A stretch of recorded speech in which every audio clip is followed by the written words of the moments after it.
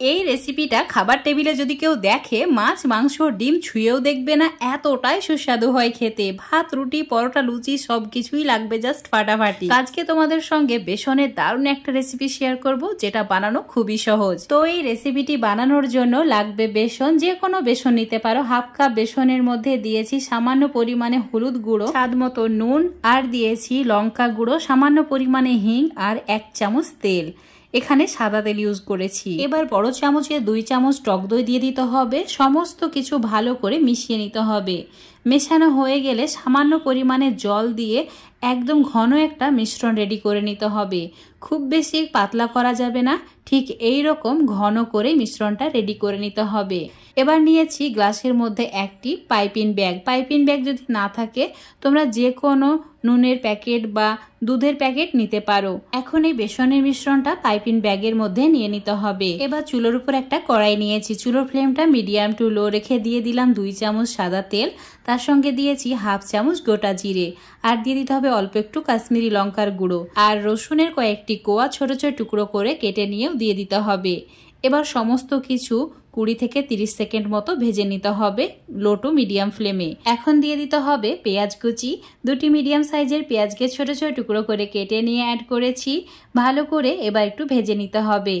2 minute সময় ধরে ভেজে নিয়েছি, দেখতেই পাচ্ছ গোল্ডেন ব্রাউন হয়ে গেছে। এবার দিয়ে দিতে হবে টমেটো পেস্ট। এখানে একটা মিডিয়াম সাইজের টমেটোকে পেস্ট করে অ্যাড করেছি। তার সঙ্গে দিয়েছি স্বাদ মতো নুন আর 1 চামচ হলুদ গুঁড়ো।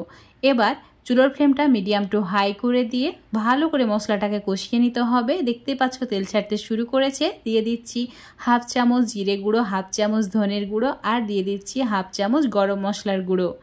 এবার সমস্ত কিছু ভালো করে আবারও 1-2 মিনিট মতো কষিয়ে নিতে হবে লো ফ্লেমে। অবশ্যই লো ফ্লেমে কষাবে, না হলে মশলাটি পুড়ে যেতে পারে।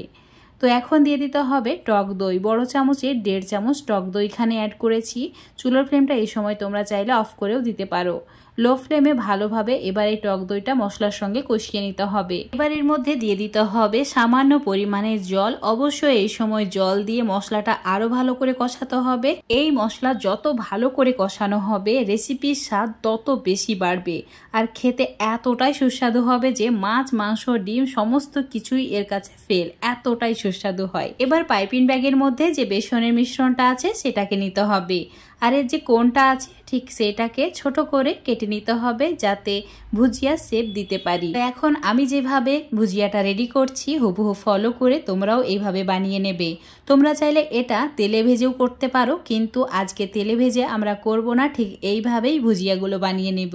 এবার কড়াইয়ের ওপর এরকম একটা থালা দিয়ে দিতে হবে, সামান্য তেল ব্রাশ করে নিতে হবে, আর চুলোর ফ্লেমটা অবশ্যই একদম কমিয়ে রাখতে হবে। তারপর যে বাকি মিশ্রণটা রয়ে গেছে সেটারও এইভাবে ভুজিয়া বানিয়ে নিতে হবে। খুব সুন্দরভাবে স্টিম হয়ে যায় 5 মিনিটের মধ্যে।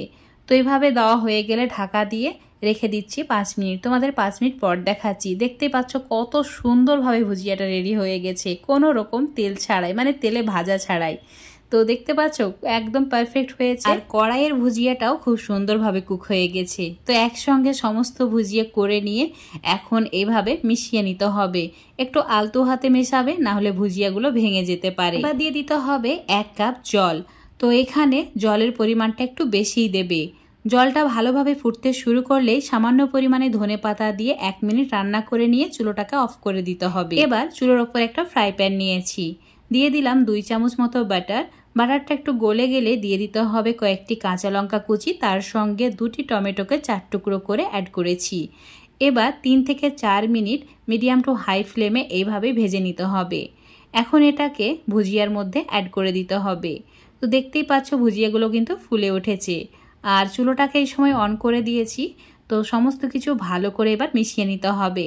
ব্যাস রেডি হয়ে যাবে দারুণ সুস্বাদু রেসিপি। তোমরা চাইলে সামান্য পরিমাণে এখানে ধনেপাতাও দিতে পারো। সামান্য ধনেপাতা দিয়ে আবারও মিশিয়ে নিয়েছি। তো এখন এটা গরম ভাত লুচি পরোটা সবের সঙ্গে খাওয়ার জন্য একদমই রেডি। রেসিপিটা ভালো লাগলে অবশ্যই বাড়িতে এইভাবে একবার বানিয়ে খেয়ে দেখবে, আশা করছি তোমাদের খুবই ভালো লাগবে। আর ফেসবুক পেজ থেকে দেখলে অবশ্যই পেজটাকে ফলো করে নেবে, ইউটিউব থেকে দেখলে চ্যানেলটাকে সাবস্ক্রাইব করে রাখবে আরও এরকম রেসিপি পাওয়ার জন্য।